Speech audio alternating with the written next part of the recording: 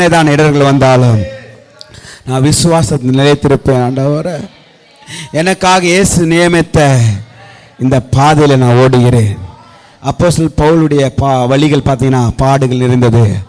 அவர் மிலாறுகளால் அடித்தார்கள் என்று வேதம் சொல்லுகிறது.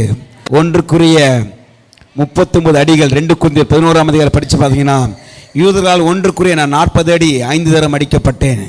கிட்டத்தட்ட 125 தடவை அடிக்கப்பட்டிருக்காரு. 3 தரம் மிலாறுகளால் அடிக்கப்பட்டு, 1 தரம் நான் கல்லறி உண்டேன், 3 தரம் கப்பர் செய்திகள் இருந்தேன்.